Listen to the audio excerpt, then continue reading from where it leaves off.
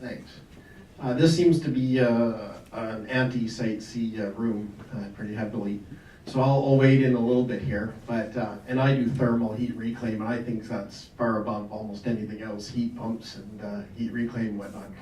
But my question to you is, what is the rates that we pay? We've always been told that we pay low electricity rates here. Hawaii was mentioned earlier, that they do so much electricity. It's 30 cents a kilowatt hour in Hawaii, the average price. Here it's probably about 10 cents a kilowatt hour between the low rate and the higher rate. And the other three provinces that have the lowest rates are Quebec, Manitoba, and British Columbia. And they all have hydro dams that were built a long time ago. So when you say that there's no reason at all for Site C, and I appreciate all the data and I've taken it in, I think it's great. But how does this reflect in the hydro rates that we actually pay here? Because the hydro provinces are the cheapest rates. You're correct.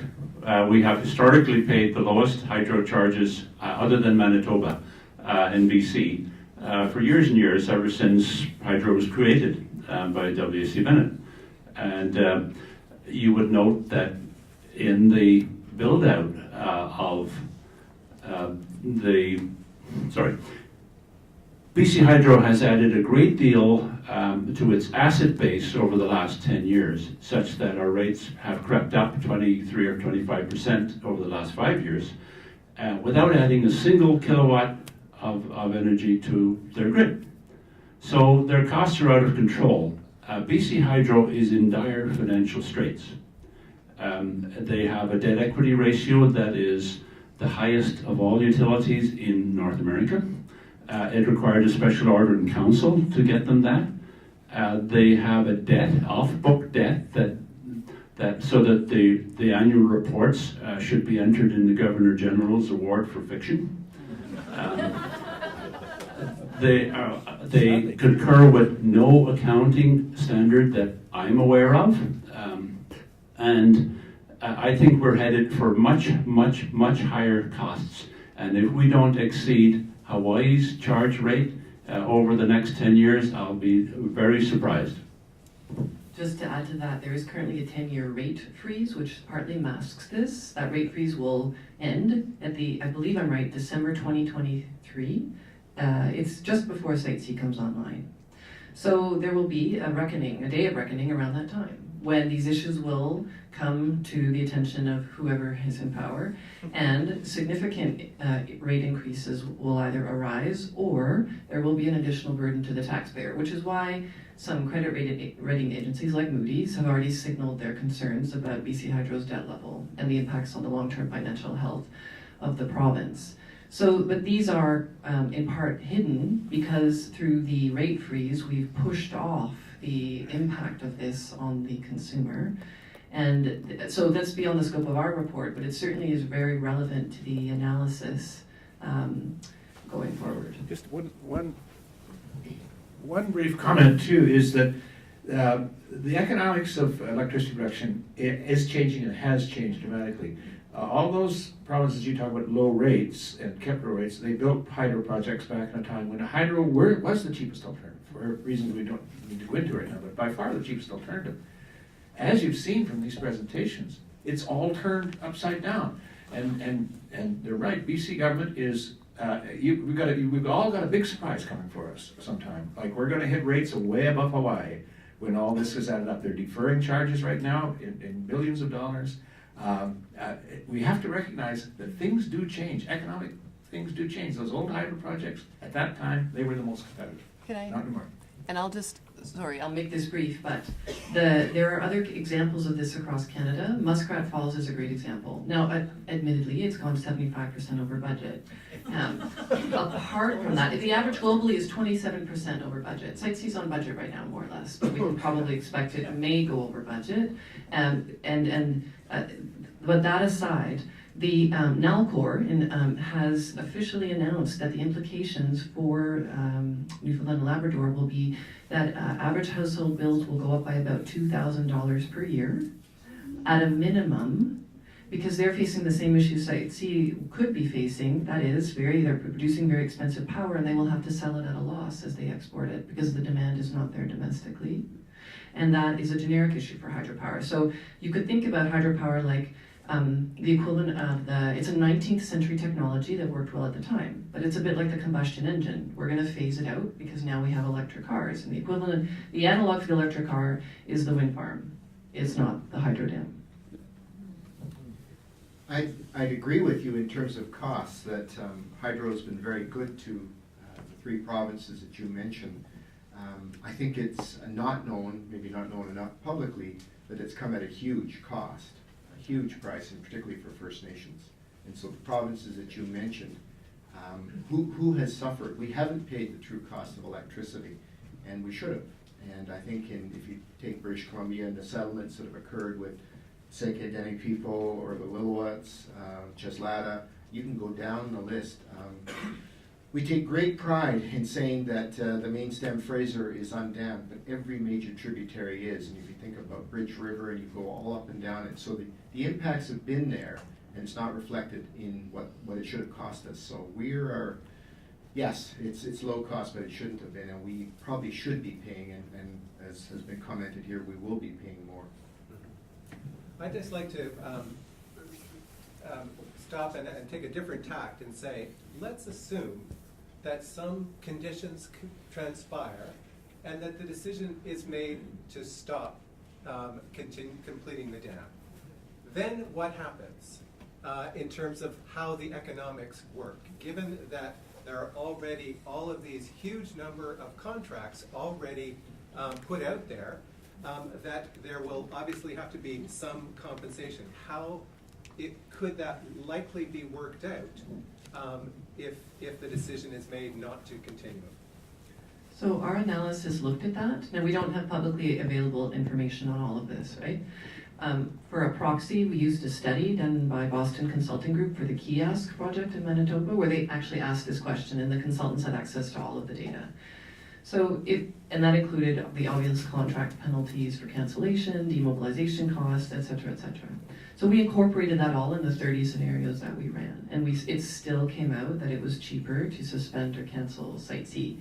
The issue, of course, is that we don't have access to the full data. We don't know what forward commitments have been made, and we don't actually know what the dollar figure is on the contract penalties. So that is a bit of an abstract analysis, right?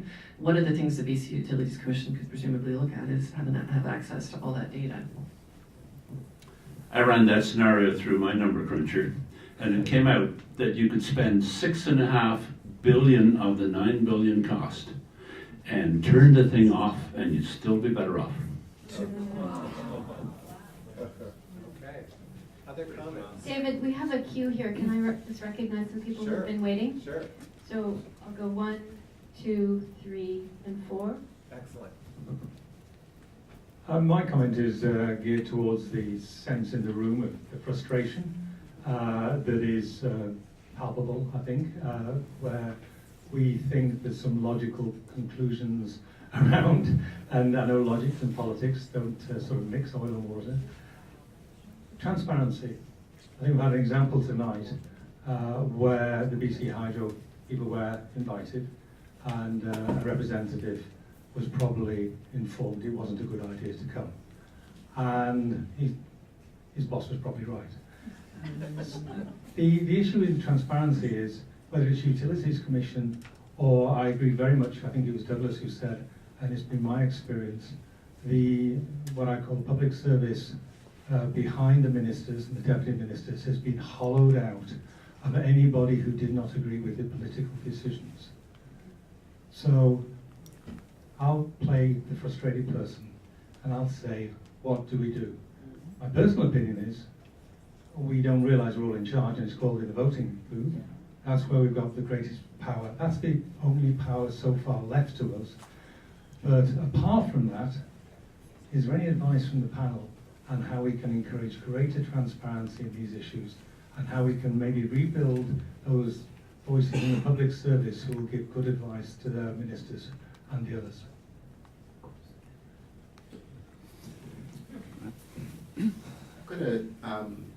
take a bit of a risk here and say, I mentioned through 2014, we engaged government through non-disclosure in a pretty in-depth way. I can say this, during the decisions by cabinet, I trolled the corridors and talked to people coming out, both deputies and ministers, and I can say this, the principle of cabinet confidence and solidarity is important, and I support that, having served governments.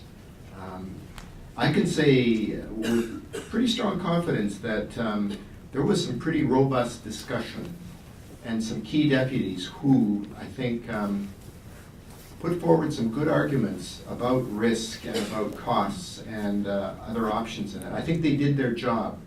And I think there are some ministers who fell in line, I think, after some discussion, but I think in talking to them that there was some challenge internal. And I take heart with that. And so I'm not sure what the outcome of all this will be, but I think in any big, robust public policy discussion, we need those kind of forces to be effective, and we need people engaged to do that, to talk to key people and say, have you thought about this, have you looked at that, and do it in a forceful way, do it in a safe way. You know, our system is very hard in punishing. You don't betray confidences in that, but people, I think there are smart people who want to know. And at the end of the day, governments decide and they run on that record. And I think this government is prepared to run on a certain record. And as governments in the past have, and some have paid the price for decisions that were exposed later. And I think I'm quite proud of the system we have, as flawed as it might look for this this project. But I think overall, there are smart people willing to challenge if given the information. Okay. Can we, did you? Just brief. I've run business cases now for 25 years.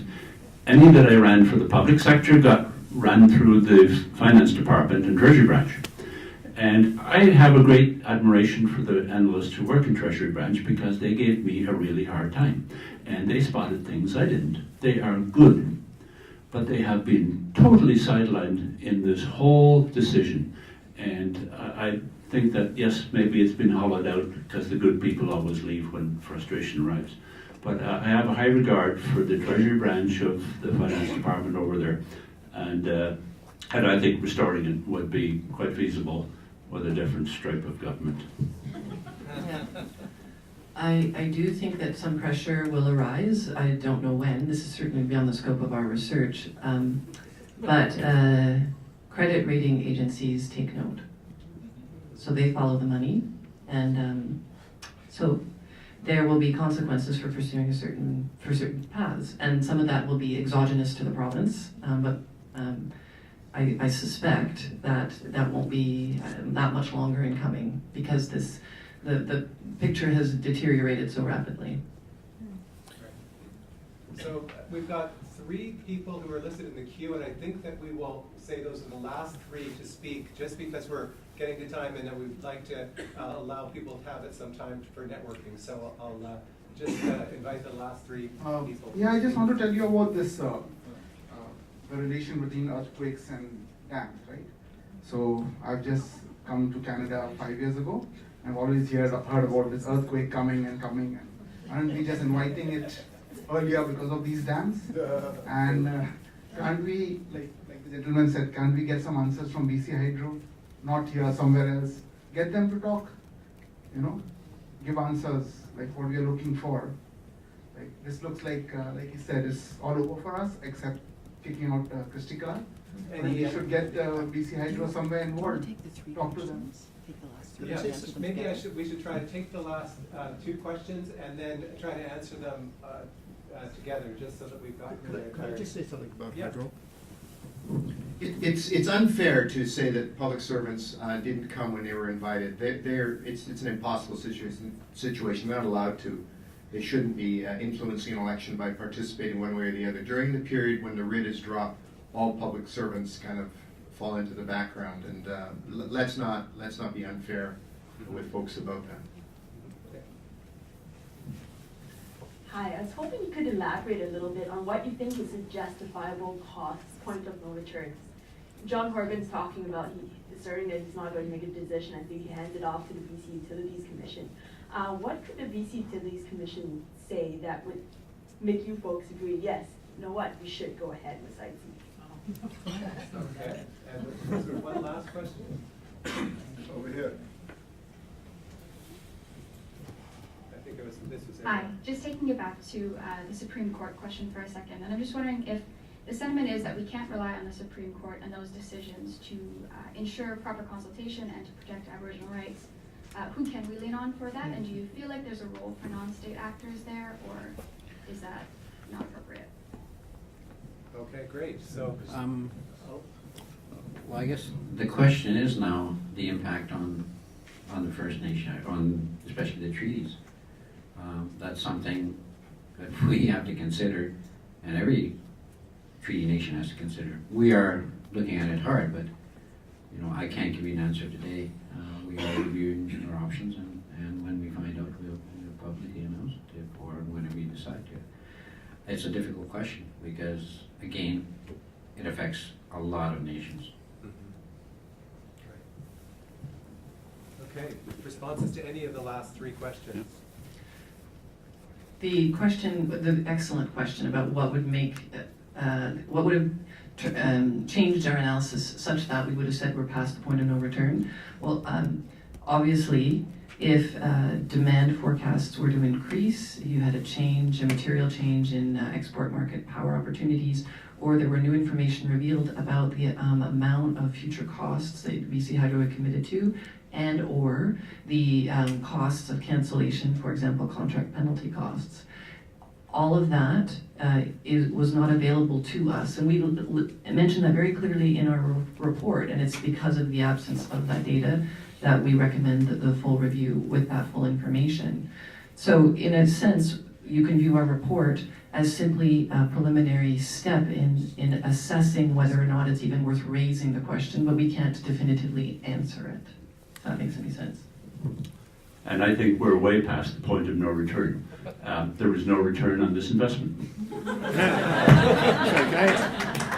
I think this question should actually be treated seriously. The BC Utilities Commission is not necessarily going to block this if it does a review, because BC Utilities Commission, as I understand their mandate and requirements, and they will consider these sunk costs, as I talked about in my earlier remarks, whatever it is, 2-3 billion. They will set those aside, and they will determine whether or not this project earns an acceptable rate of return with new projections and so on against the remaining costs. They will not. I do not think you should hope that BC Hydro will go back as if they're in 2014. I think they will take what the now costs going forward are going to be and compare that to the returns that'll come. And the BC Utilities Commission could very well say, I mean, your numbers, 300 million, that's close to the edge, but 500 million to 1.65 billion. But in this size of project, that's getting close to we don't know which way it'll go, and so this project was wrong in 2014. It was absolutely a non-acceptable project. It did not meet the requirements. But if you now put it back in there, the reason I support it as much as anything is to reestablish this kind of discipline and embarrass the government, because BC Utilities Commission will point out that if they would have been asked to do this in 2014, this project would not clear through. They would not approve it. But don't count on them turning it down, because this point about the sunk costs that I tried to mention earlier is a very important principle, a very important issue that doesn't necessarily mean that by going to BC Utilities Commission, that'll all be cast aside and we'll be back like in 2014. So we need to be serious about it. Really, the thing that would stop this, and it should have started 5 months ago, 6 months ago, but is just repeated hammering of this issue from strong voices, respected leaders from the business community and from all across the province, respected people, exposing this project. There's 3 weeks left to do it. I don't expect a lot of people are going to be able to get onto the media now and do it. So, but really, frankly, I think it's, I'm very glum about this, I'm very depressed about this. I think it's a sad case of very, very bad government, and they're gonna get their way. Closing remark? Just on the Supreme Court of Canada question, so my understanding, and maybe I'm wrong, and you're going to correct me, is it's gone to the BC Supreme Court and the Federal Court of Appeal, and that the Supreme Court of Canada challenge is still a possibility? Well, we don't. Yeah, you don't know. It's We a don't know. possibility. I mean, it was a shock to us, and so we need to look at where we're at and where other nations are at. And that's from my opinion, not a legal standpoint. It's me as a leader saying, as one counselor, and I have to give it from my heart, say, well, I gotta take a look at this. Like, this affects everybody. This affects my children, this affects my grandchildren, this affects my relationships. Like, what happens now? You know, so it's a big question, and it requires some thorough thinking and thorough answers. Thank you very much. I think we'll wrap up the question and answer period. And I'd really like to thank our 5 speakers. I think you will agree that the amount of information and the different perspectives was really quite impressive, and really appreciate you all coming out. We've got a little gift for each of you, and Monica will give those out to you. I also want to thank Brenda for co-hosting this session with us. And do you have any closing words that you would like to say? Yes, I'd like to say some thanks. Here I have the microphone and you don't. When we started, we neglected to acknowledge that we are on the territory of the Coast Salish people. That was an oversight that I think came from just too many cooks at the microphone. Yeah. And so I apologize for that. And so my first thanks are to the Coast Salish people for their gracious toleration of our presence here. I would also like to thank very much our panelists for being here and for their wonderful contributions. I hope you've learned as much from them as I have. I'd like to give a special thanks to Councillor Doki for having made the long trip.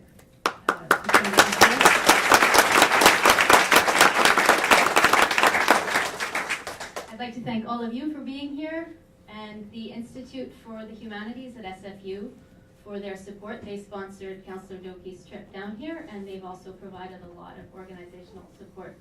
It was really a pleasure working with Dr. Samir Gandesha and with Huyen Pham, who's the program assistant there. And last but not least, it was a great pleasure to work with David and Monica and their team, and I'm glad this event has all come together. It's a bit of a last minute panic, but here we are. Thanks. And this is a final comment. For those of you who are in business and would like to join with other progressive business people who are trying to change the face of business and the way it does business, we really encourage you to join us, and you can speak to Jay. Would you stand up if you would like to know about membership, and we hope you will join us on this journey. We want to try to do more of these kinds of really in-depth conversations. So thank you all for coming. Please stay. We've got the space for another half hour, and please mingle and talk with the speakers if they're able to stay for a bit, and enjoy the rest of the evening. Thank you so much for coming.